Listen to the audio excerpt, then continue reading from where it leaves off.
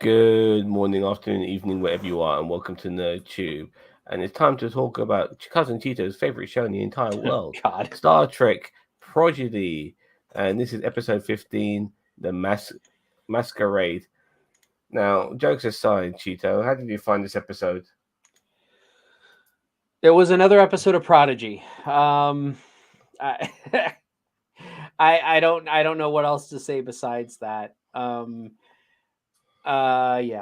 Go ahead. I don't know what else to say about this show sometimes because it's just it doesn't it makes decisions on some things that just don't make sense to me and I'm not a fan of. And they actually tried to push some character development for Dal, but then by the end of the episode everything's back to normal. Kind of classic TNG and Voyager. Yeah, I see where you're coming from. Um, I mean, you could say you could say that that wasn't necessarily the case with Murph. I Yeah. mean, he's completely changed. So some things are do go in a different direction after a while. But I have to say there was one hell of a twist in this episode today, and we'll get to that in a little bit. But I really got off my chair when I saw that twist personally.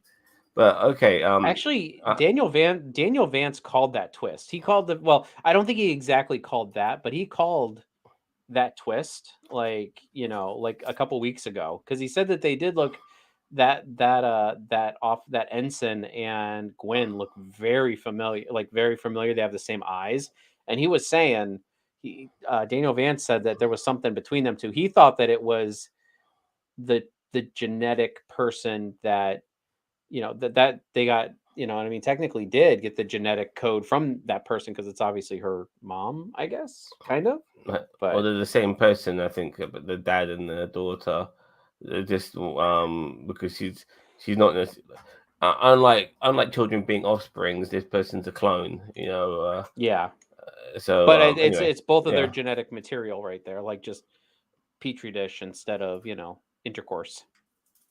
yeah, exactly.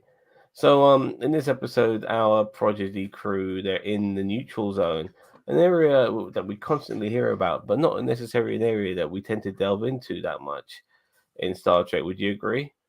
I agree. And honestly, I got to give credit to this episode for going into the neutral zone and actually showing some stuff because the problem is that with the neutral zone is that you're right. They don't ever really show what in the neutral zone very much. Hmm. We always think that it's this barren wasteland where there's nothing, but actually that's not the case. Thank you. It's actually got systems in there, and it's got, like, obviously there'd be independent ports. The problem I had with this was that the fact that a Federation experimental starship just rolled up to a space dock and nobody said boo about it. You know what I mean? Like, they everybody there had to know that they're in the neutral zone, and that that only merchant craft and stuff can be there. Romulans cannot be in there, and neither can Federation. Yeah, it seems like So Ron has never been there, but they always seem to be there to stop everyone, for anyone else from going in there, which is a bit weird. and I agree. That was kind of going to be my other point, is that yeah, the Romulans show up, but it's like, well, wait a minute, aren't they in the neutral zone in order to, you know, they're in the neutral zone to prevent the ship from going to the neutral zone. You know what I mean? Now there Hmm. is the way they've said it in the past, and I think this is I don't know if Canon Watch would have to get on this or not, but like, would it, like, they do say in some episodes that there is a Romulan side of the neutral zone and a Federation side of the neutral zone.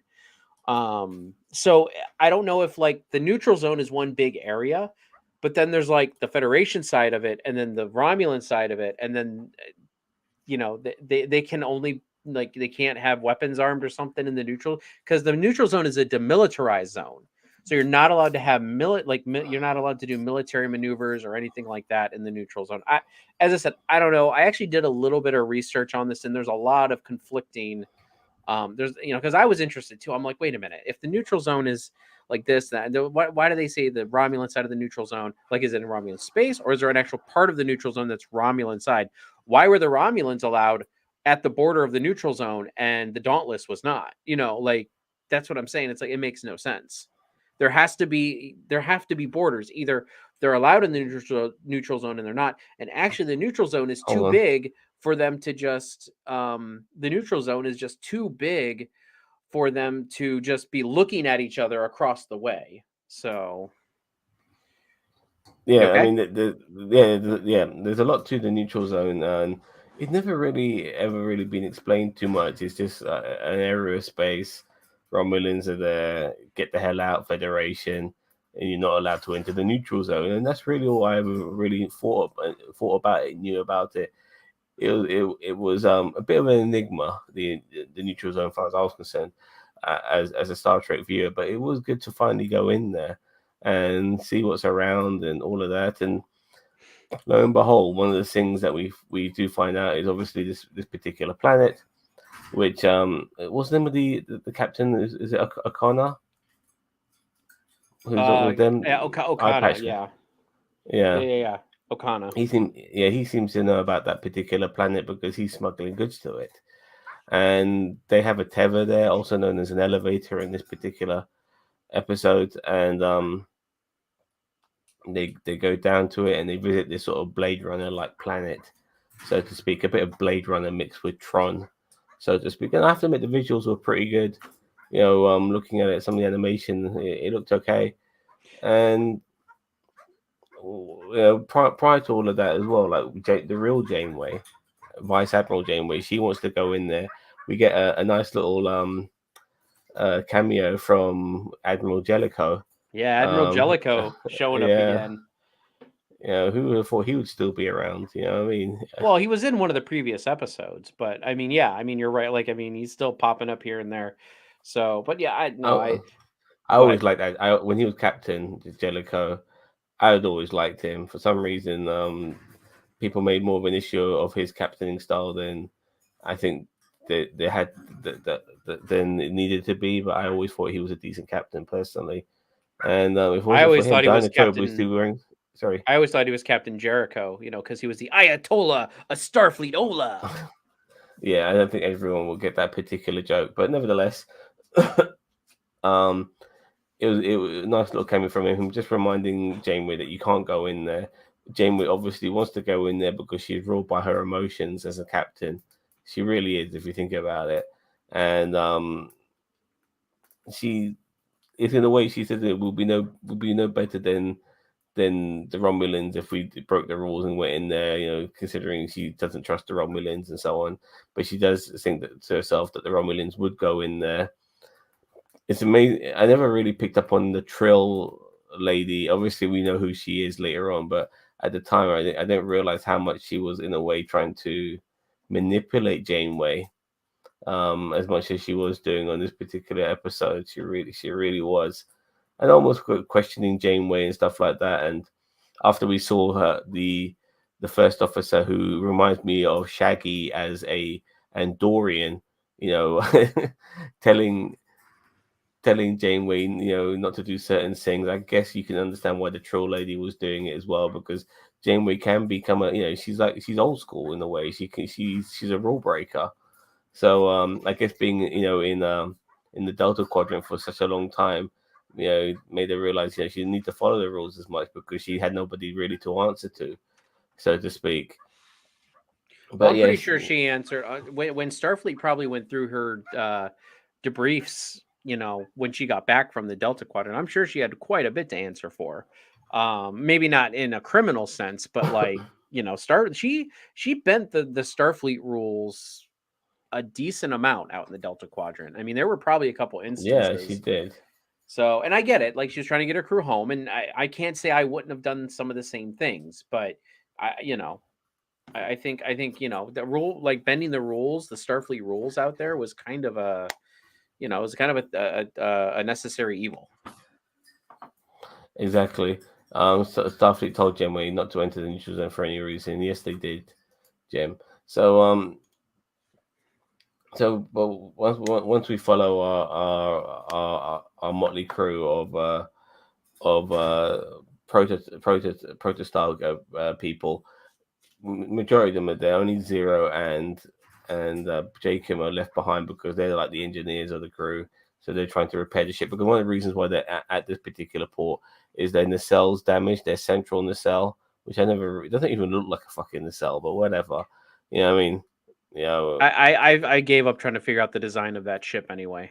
I yeah, fair enough. And so that's one of the things they need to try to repair. I'm not even sure if they've repaired it, because they went down to this planet to find items to repair the ship. But at the end of it all, what ended up happening was that they came across this particular doctor, but they saw all this like space advertisements and shit like that. And then they came across this particular doctor who all she wanted to do was experiment on Dahl, and we got to find out a bit more about Dahl in this episode, didn't we? Yeah, he's a Yeah, soon genetic experiment. Woo! There's only one God, geneticist in the universe, and it's Dr. Soon. Even though yeah, and I'm sure it's Dr. Soon from Enterprise. Is it Eric Soon? Because the Soon God, I that don't even know anymore, mate. I'm too Noonien, fucking confused. yeah, Noonien Soon was about androids. You know what I mean? Like androids and Mm-hmm. positronics and all that. So it had to have been. I think it was Eric Soon. I don't know. It was one of those Soons back I'm in the fucking fed up of back the in Soons. Enterprise. I They're know it's not like even they're not even cool anymore, man. It's like fucking soon this, soon that. Shoehorn them in this, I know. I'm shoehorn just them in. like I honestly felt like it would have been more engaging if it was some like it was her experiment or You test tube, something, baby.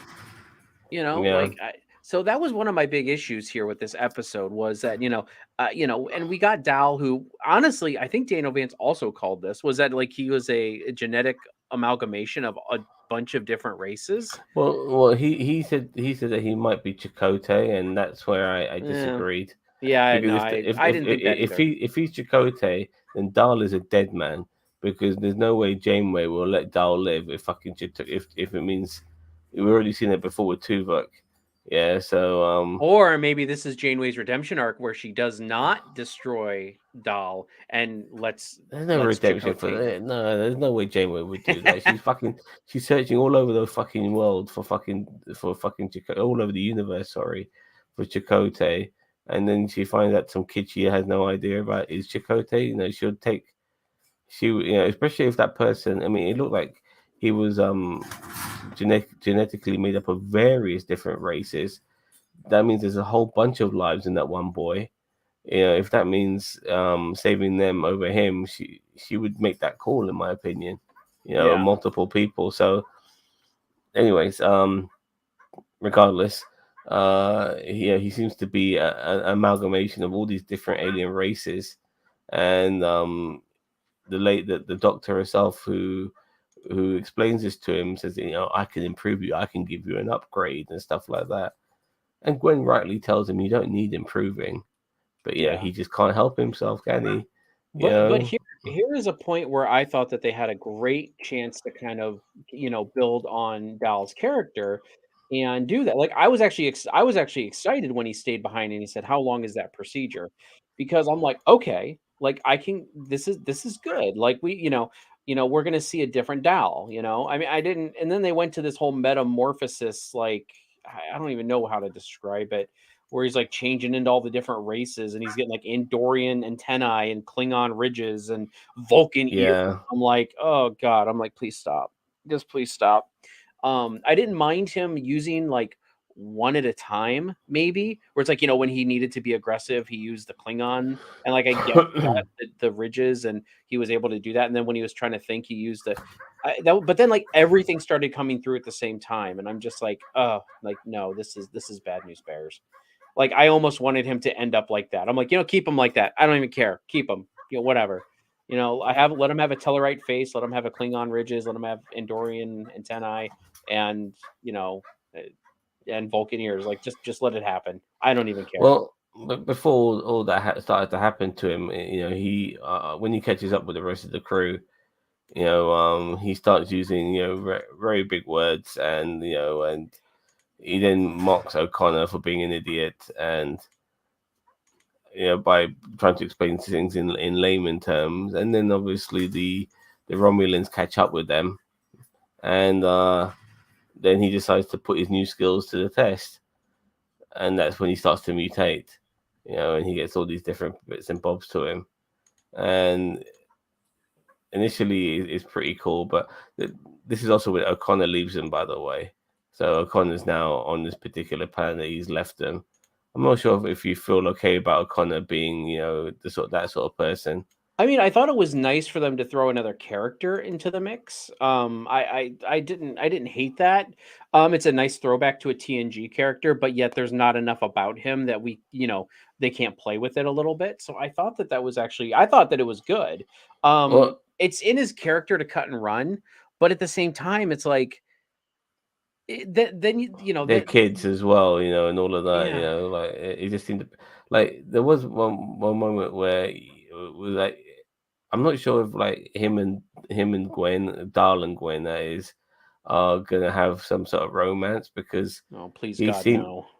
he seemed a bit jealous of like when O'Connor was getting familiar with the crew.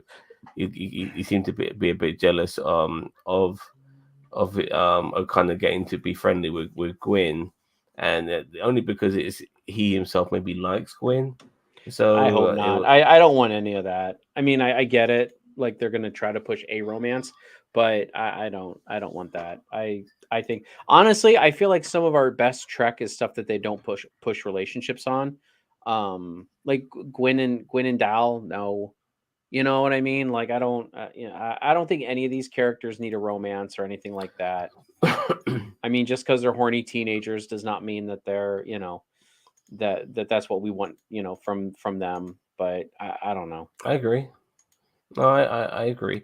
So this particular bout of the Protostar crew being chased by the Romulans takes them towards the elevator because they need to get back to to the Protostar.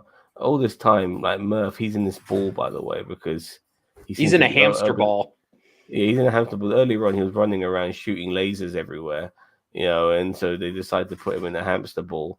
I'm surprised nobody got killed doing that, by the way. I mean, that was crazy what he was doing.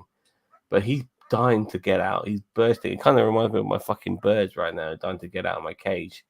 He's bursting out. And then eventually Dahl sees this and says, "Let him out," because they're being chased and they're being chased on the left, and the elevator's being, the glass is being smashed and stuff like that. They have to put masks on as well because so they can breathe in the atmosphere and all of that.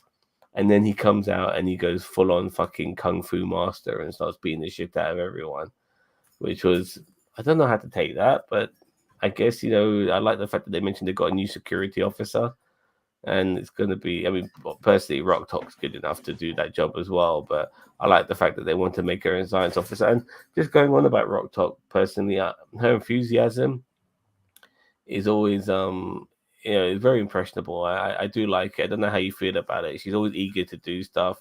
I She's always honestly, excited. rok-tahk is like my favorite character on this show. Rok-tahk and possibly Gwen. A lot of the other ones I just can't stand. I really can't. Jacob just is annoying most times. And I know he's a Tellarite. Yeah, he's a teller, right? I was I about to know he's a say. Tellarite, but still, even then, it's like it's I don't know. It's not even Tellarite like. He doesn't argue with people. He's just cynical. Um, Dal is just Dal. I can't stand him either. I mean, there's been like one, maybe two episodes that I've been able to tolerate him. In this one episode, I was actually thinking we might get something better out of him, and I should have known better. What about Zero? Zero's okay. She's had one. I think the Borg episode was good for her. I just hated that whole episode as a whole. Fair But enough. she's okay. I don't know. Like as I said, rok-tahk is definitely my favorite character out of all of them on this show. And then probably Gwen is probably my second favorite. Just because she's kind of like one of the main termatic,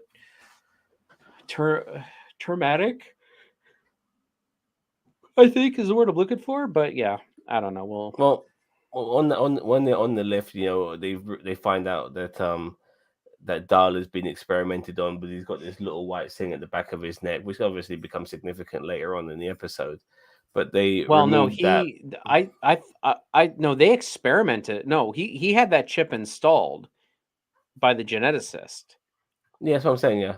Oh, okay. I thought you meant okay. I thought you meant like he always had that. I'm like, no, he didn't always have that. No, you never heard always heard that Rock is great and Zero is great. They're all great except the bad guys. Bad guys are okay too, but they removed that, but that doesn't take away his transformations, but it kind of stops them from continuing because he's fucking a piece of everything right now. Yeah, he's proper mutating and everything. And I do like the way that to protect them further, Murph becomes some sort of like temporary shield around the elevator as they head up into space, I guess. Um, but yeah, he they they uh, they, they go back and but no, sorry, just before they go back, Janeway and is it the Dauntless? Hmm. They arrive and they see the ship there. They don't want it to get into Romulan hands, and they decide to destroy it. So they shoot a couple of proton Actually, torpedoes. this is my other issue with the episode is they shot the quant or was it cobalt? It might have been the cobalt torpedoes. The problem is that they're still on the other side of the neutral zone. Like it's not like they're like in the system. Like they're in. Yeah, yeah, yeah. Like, how the hell is the fucking Dauntless in there? Like, it made no sense. Yeah. Like it shouldn't be in there. Well, that's what Uh, I'm saying. I don't think it was. I think they were inferring that they were still outside the neutral zone, and then they're firing cobalt torpedoes. Cobalt torpedoes would take forever to get to another system, even if it's from one system or at the border to another system. Space is immensely vast. Like the neutral zone is actually bigger than we think. It's not huge compared to like the Federation, but like it's still a decent amount of time. Torpedoes aren't just gonna get to another well, the Trill system like officer, that quick. she never wanted this to happen, though, and it makes sense why later on. But Janeway would say, "To hell with it," and she shoots those fucking torpedoes. And then, what was the reason why she aborted? Because I never really picked up on that. Because they picked up a communication that the Romulans failed to cap because they were only going to destroy it if the Romulans captured the captain. Well, when they got Hmm. word that the Romulans didn't capture the captain, then they Aborted it, and so they yeah sent they the aborted missiles it. out into space, Yeah. and they blew up and stuff. Yeah, okay, fine. And so like the ship, I guess, is repaired, but they went down to the planet to get stuff to repair the ship, but they never got that. No, they So did. I'm not. Gwen had some too. Gwen had some pieces, and They did. uh, yeah, Gwen had a backpack of stuff, and the other guy did too. Whatever his name is, Osilon, whatever his name is. Kind Um, of. Okana, yeah, he Yeah, he had a did have. backpack Yeah, of yeah, stuff, yeah, and yeah. then Gwen also had a backpack of stuff. So I'm guessing they had extras. I don't know. Yeah, fair enough. But they get back on the ship and then they jettison off, and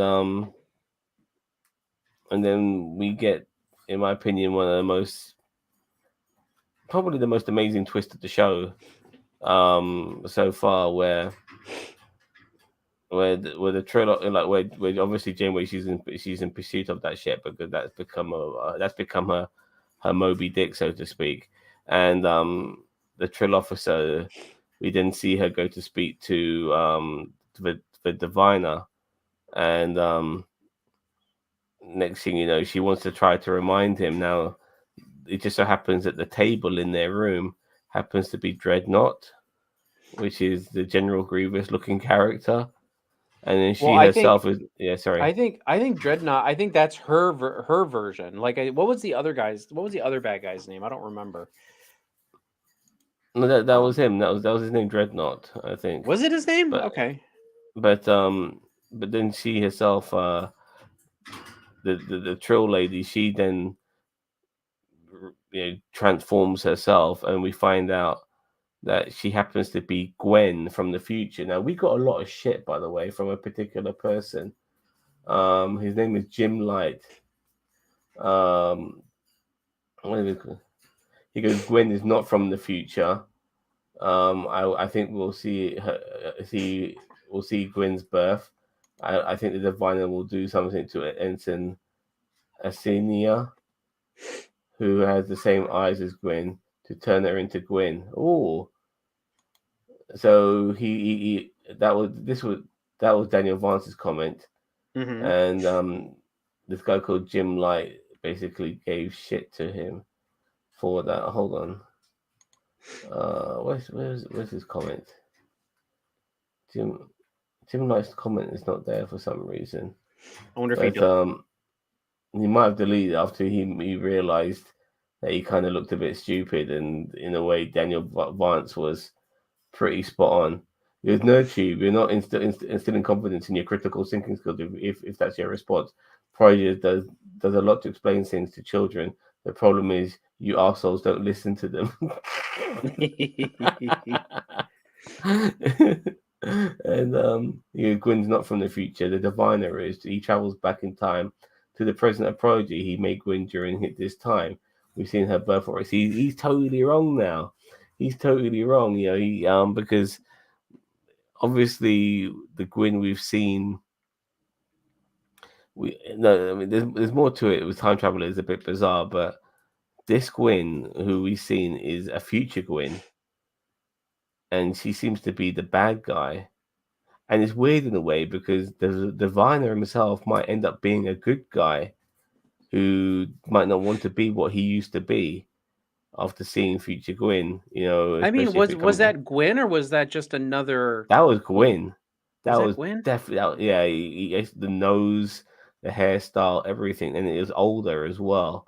So Well, that that's what was I was thinking. definitely I was okay. that's So future Gwyn. okay. They done a reverse. They done sorry, not a reverse. Like, they done a Flash where you got future Flash who fights Barry Allen because he doesn't want to go through the same shit. He wants to change his past by killing Barry Allen. I don't know, but you've seen those comics where Future Flash fights Barry Allen. So Barry Allen fights his future self. This is like Gwen from the future. So they're doing a whole Flash thing now, and yeah, Time she's travel. yeah, it might fucks with your brain. That's for sure. But she wants to get her father's memory back. Whether he gets his memory back and decides to be who he used to be, or he becomes a different person now, it'll be very interesting to see. Where we go with the diviner on this. But nevertheless, that was one hell of a twist. And with only 5 episodes left, it's gonna be very interesting to see where we go from here. Because eventually Janeway has to catch up with them. Yeah, and if she does catch up with these kids, then their globetrotting is over. Because they're not going to be allowed a fucking starship to do what the fuck they want. They're going to be probably, excuse me, back at Starfleet, learning to be Starfleet recruits and stuff like that. But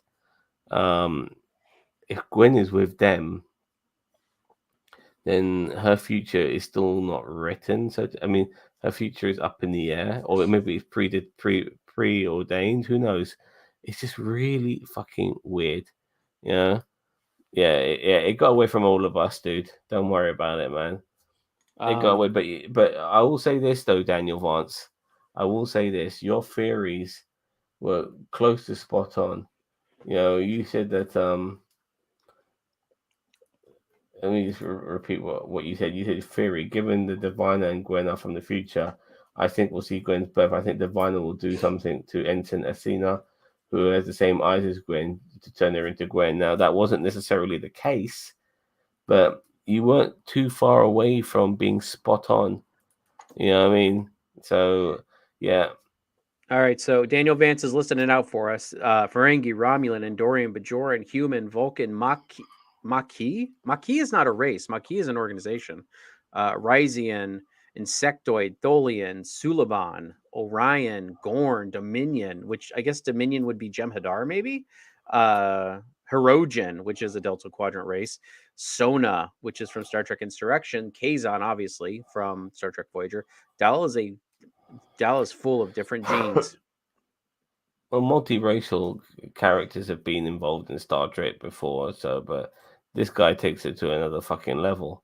Um, it didn't involve the Divines augmenting her into a new Gwen, but I knew there was something up with Atencia, whatever her name is. Yeah, that was a very good call. That really was. That was an excellent call because Mm-hmm. apart from yourself, I don't think anybody saw that coming.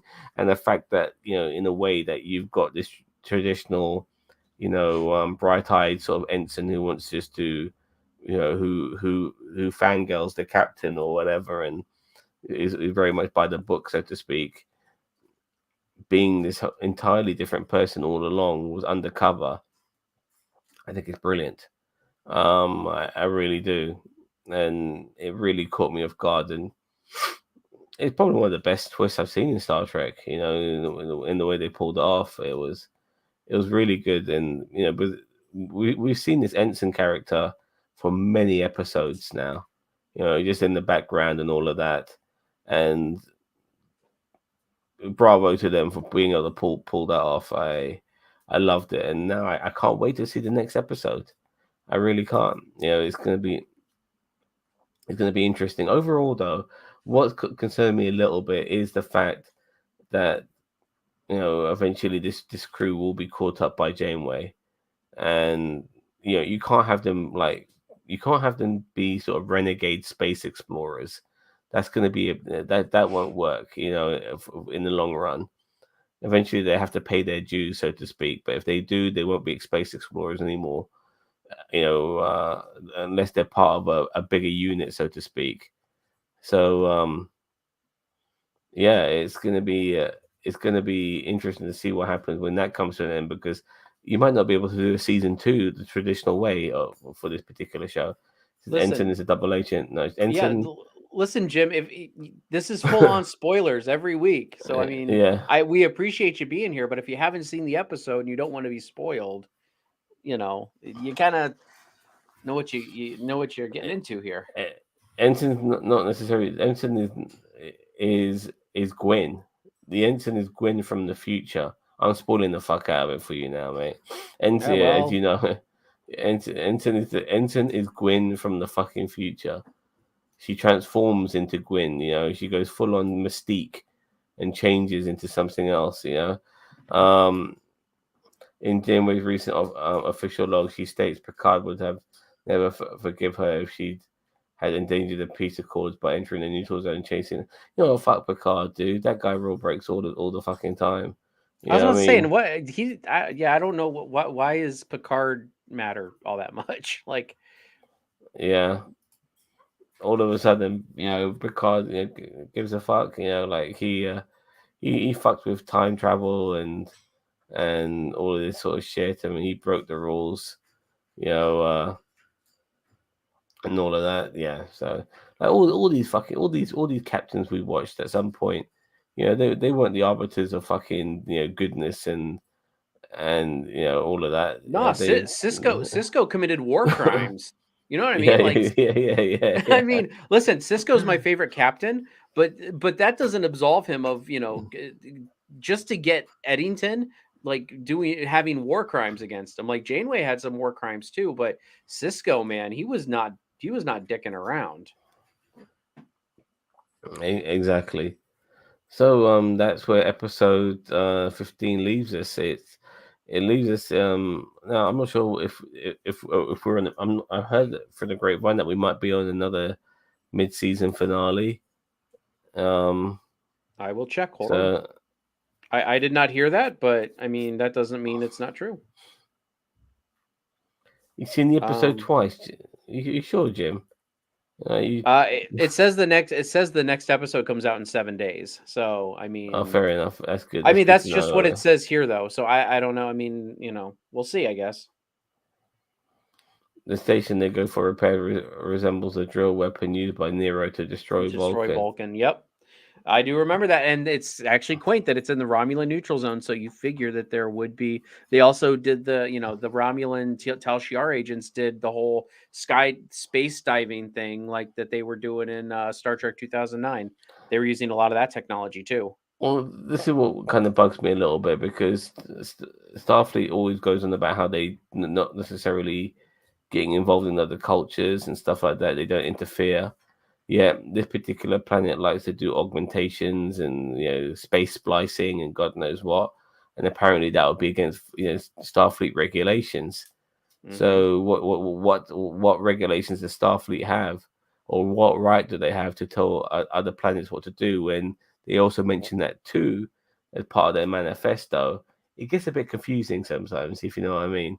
You know, if I mean, as far as I was concerned, if a planet wants to do its own thing and it doesn't have to answer to Starfleet. At the same time, if it doesn't maybe necessarily follow Starfleet regulations, and it can't be a part of Starfleet, if you get what I'm saying. So that's how I thought the rules were. It didn't have to hide in the fucking neutral zone in order to do its own thing. So yeah, I always found that a bit weird, so to speak. But then again, it is fiction; it's not real. They just wing it. Sometimes they just wing it.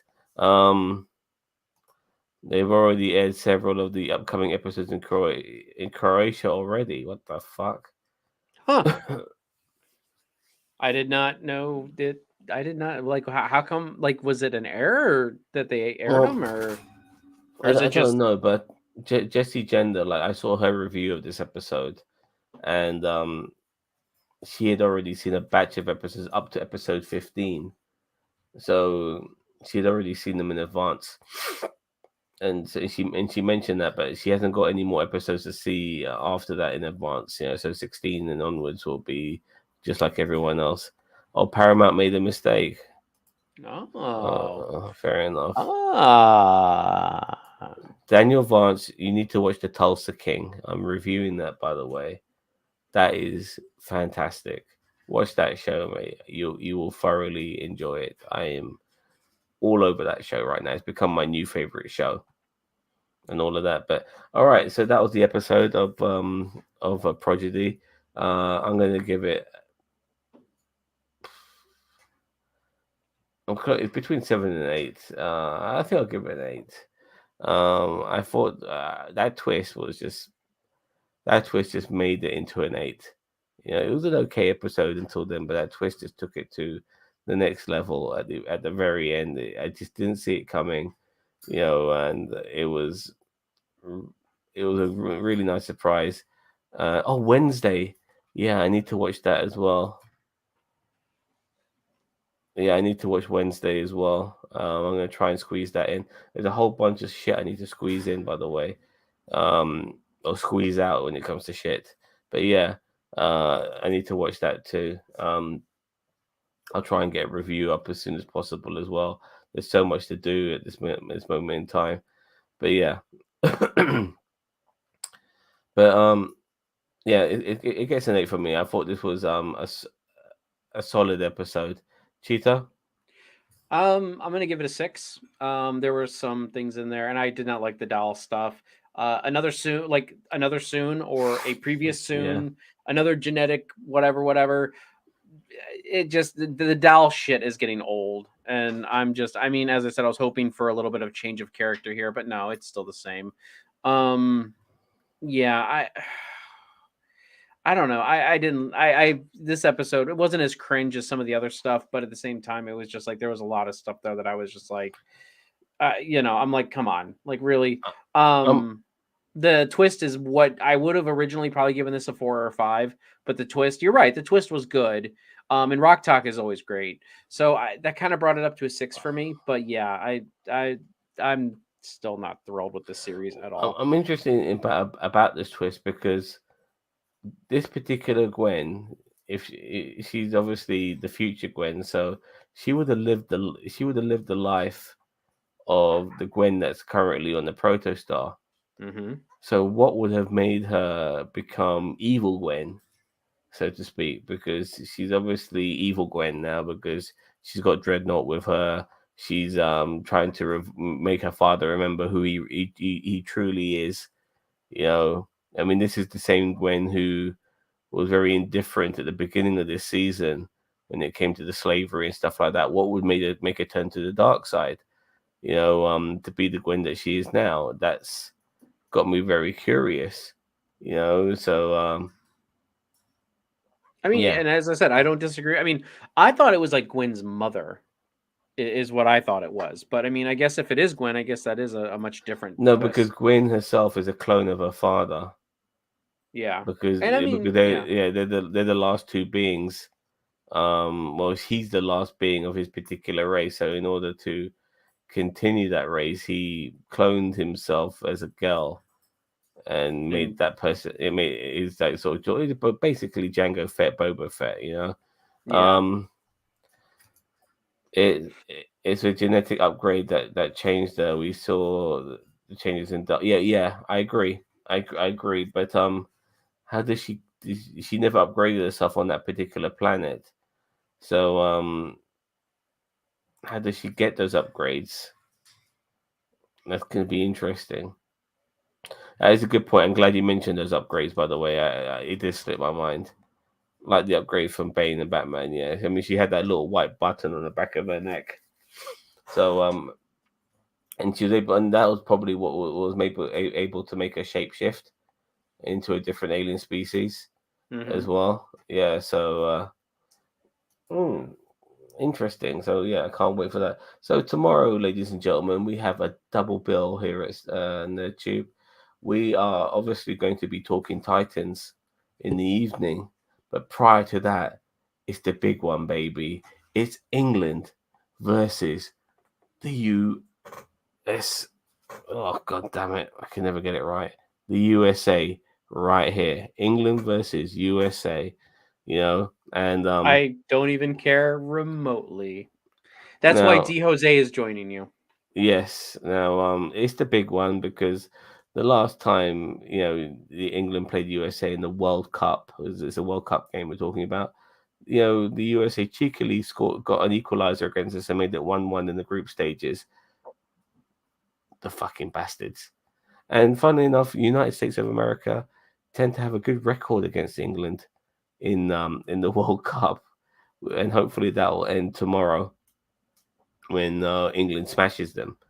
But don't get me wrong, England, USA, we just generally in friendlies, we tend to beat those flag worshipping motherfuckers.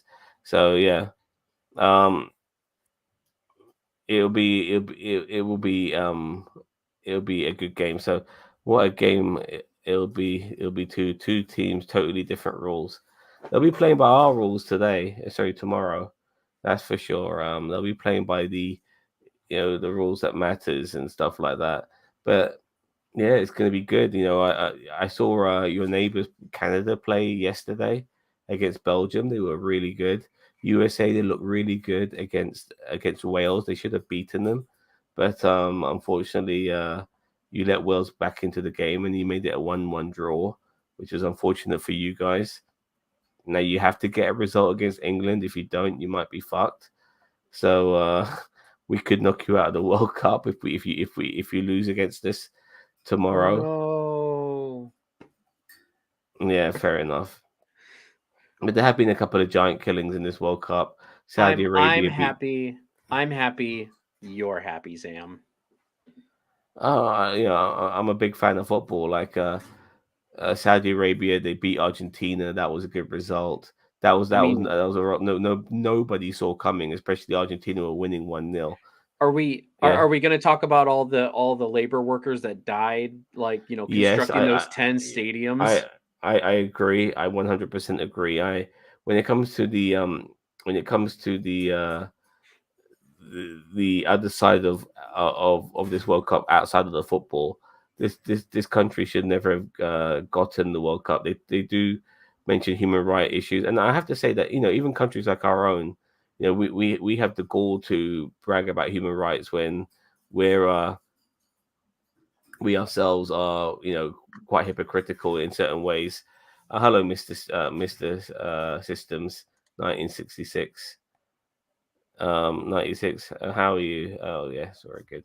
So we are coming to the end of our stream here. We're just talking about other things because we're doing a World Cup tomorrow. But yeah, Saudi Arabia, sorry, not Saudi Arabia, Qatar, they should never have been allowed to host the World Cup. I mean, when it comes to gays and transgenders, they are 100% bigoted towards them. You can't even wear a rainbow T-shirt. One particular journalist wasn't allowed to wear one.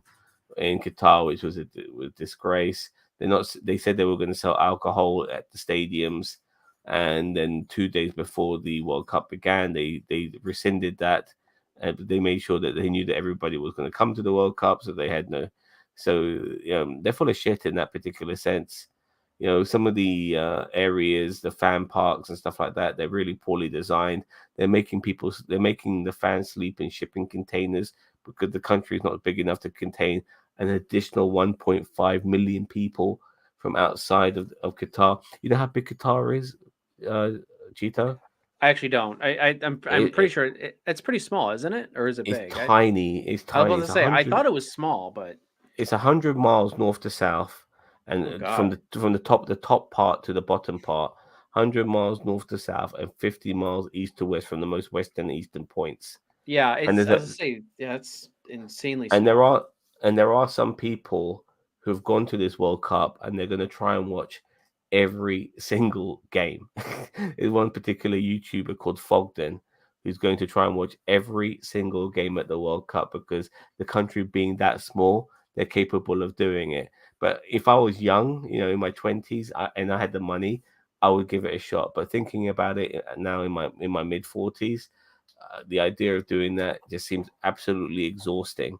Um, Daniel Vance says people were going after the person from Peru, Bolivia, Ecuador because their country flags have rainbows on them. Fair enough. Mr. System says most of the players should have stood up and wore the armband and got sent home. They can't play if the players are all sent home. Um, yeah, what was going to happen actually is that they weren't going to get sent home if they wore the armband. Like people like Harry Kane, who's the captain of England, if he wore the rainbow armband, he would be getting a yellow card. So they book you, and that means if you get another booking, you get sent off, which is ridiculous, in its own sense. So it was a clever tactic by the Qataris and by FIFA by not necessarily sending people home because then that way they will shoot themselves in the foot, but just by booking the captain and making him be on edge. And England didn't want that either. None of the teams wanted that. Um, it's a shame, really. Um, but yeah, nevertheless, the World Cup has finally happened, and I'm just taking it in for what it is now. I mean, obviously, the controversies regarding all the people who got killed, thousands, and let's remember that thousands of people Hmm. got killed. They got killed, and that should never be forgotten because it's ridiculous how many people get killed to build these fucking stadiums. And some of these stadiums will never be used again. They're going to end up derelict. In South Africa in 2010, when they hosted the World Cup, they built so many stadiums, and now they're just basically these ghost stadiums as well. Oh yeah, FIFA is controlled by money, and there's a very good documentary on FIFA on Netflix. But I personally have not watched it because I know what FIFA's about. I don't need to be reminded. If anything, it'll probably depress me watching that fucking documentary, knowing what FIFA's about and all of that. So but yeah, it's like the Olympics as well. Sometimes having hosting these events in your country or your city, but the World Cup's a country event, the Olympics is a city event. But hosting these events can drain a city of all their fucking money and all their finances because you're putting sometimes billions, absolute fucking billions, in building all this infrastructure that's only there for a fucking football match or a fucking Olympic tournament. And then after that, there's no need for that shit anymore. And that money could be more better used in just improving the lives of the citizens within that within those locations. But because our world is controlled by oligarchs, um, their vanity is way more important to them. Anyway, what would happen if a lot of players got a second yellow and got sent off? They could, well, no, but only one player gets the yellow card, and for argument's sake, if 4 or 5 players got sent off, then the team with with more players would automatically win that match. But that's the rules of football, by the way.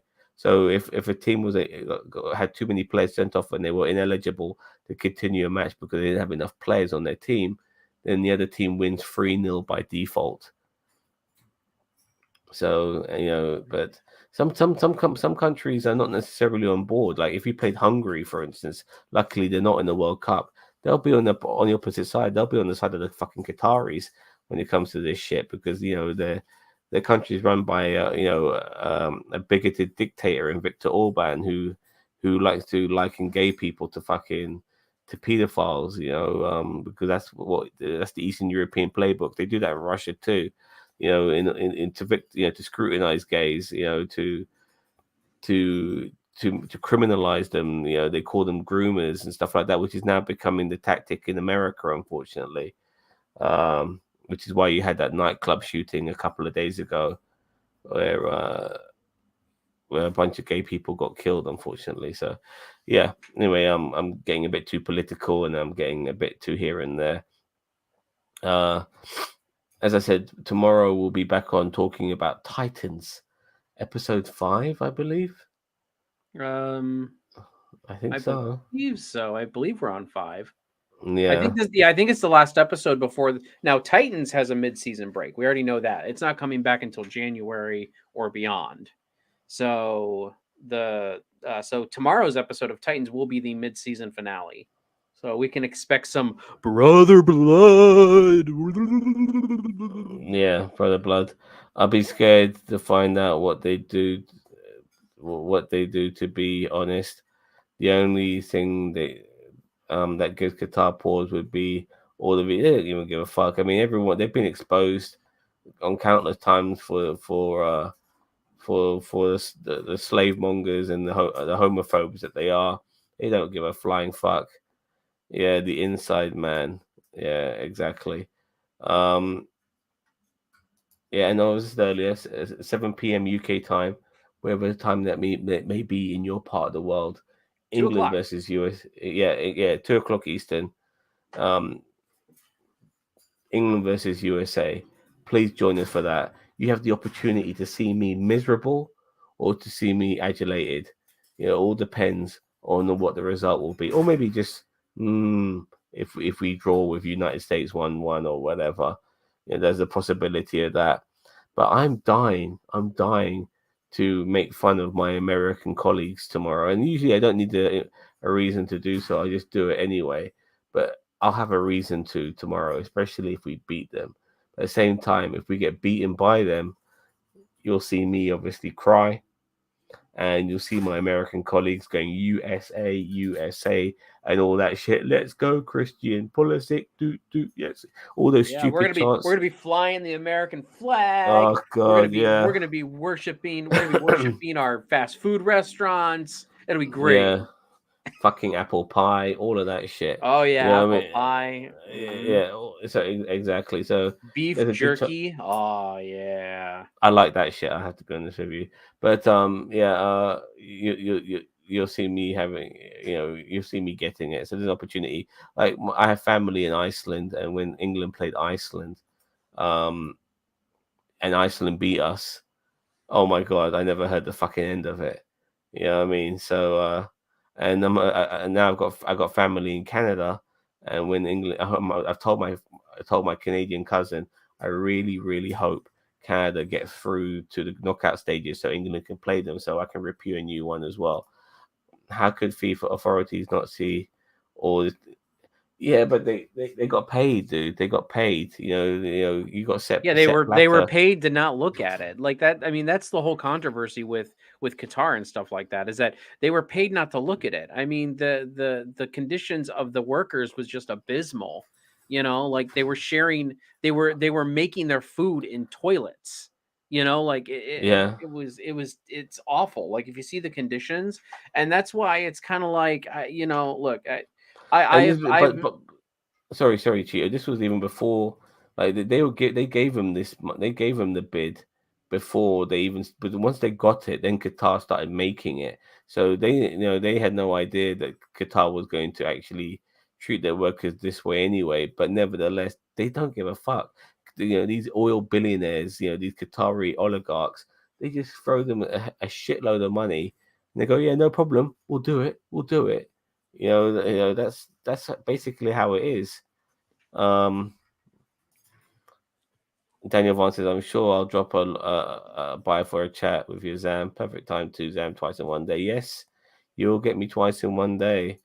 And Mr. System 96 says they never changed their decision all the years since. Yeah, like I said, Dan- they're run by money. I mean, Daniel Vance, you're gonna have to soak up all the Zam you can because coming December 1st, we have a special guest coming, and Zam is going in the basement.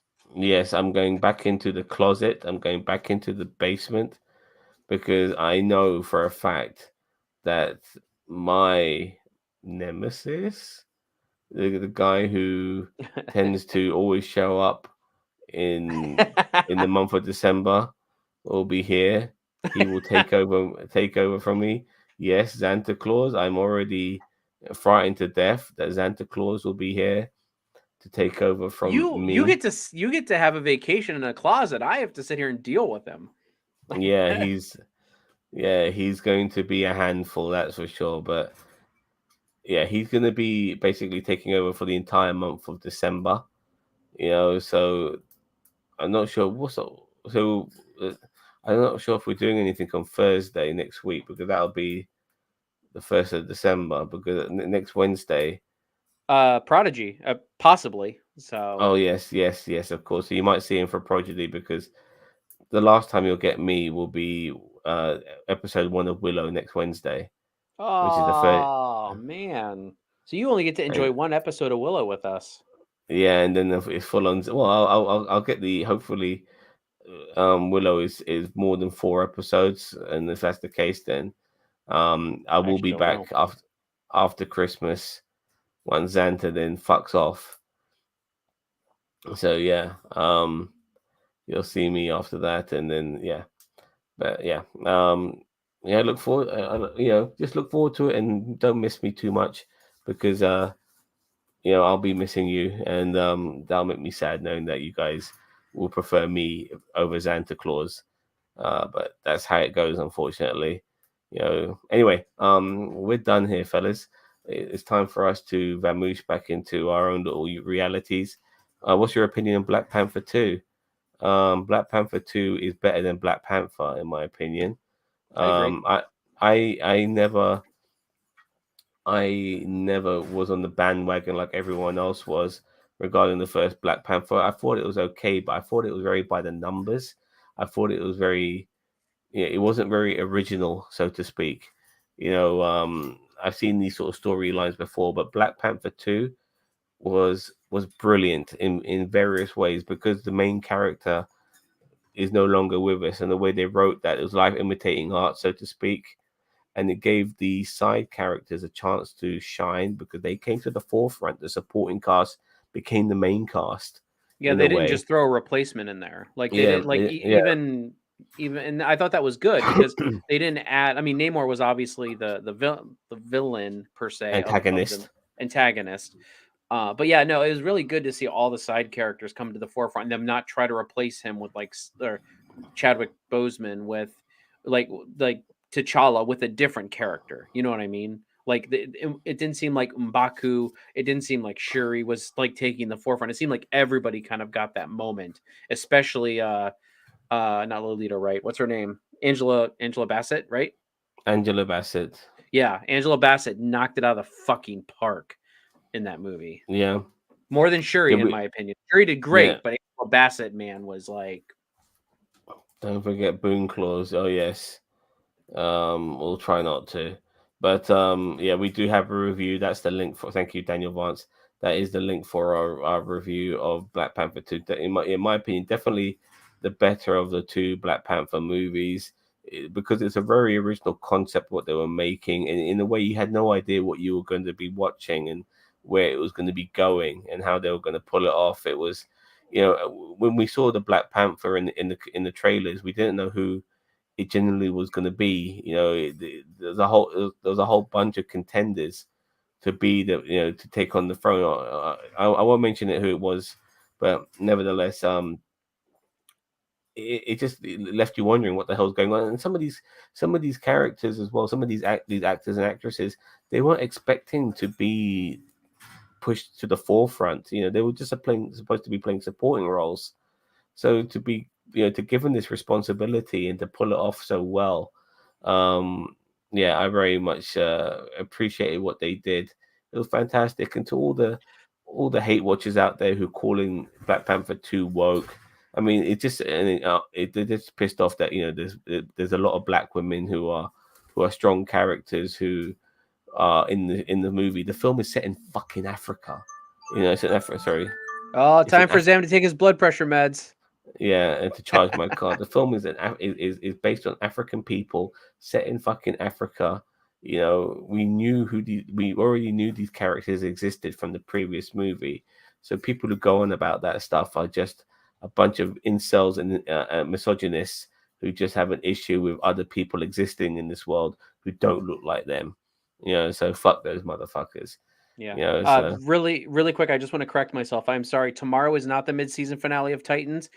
Next week will be the mid-season finale, because that's right. There's 12 episodes this season of Titans, and so the mid-season finale is episode 6, not episode 5. So my bad. My bad for anyone out there yelling at their screen. fair enough.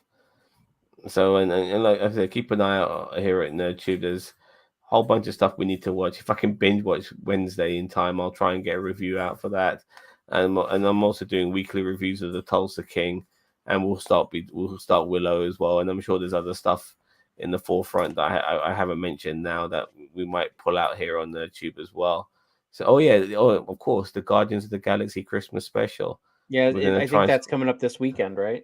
Yeah, we'll try and get that out for you guys over the weekend. As well. My goodness.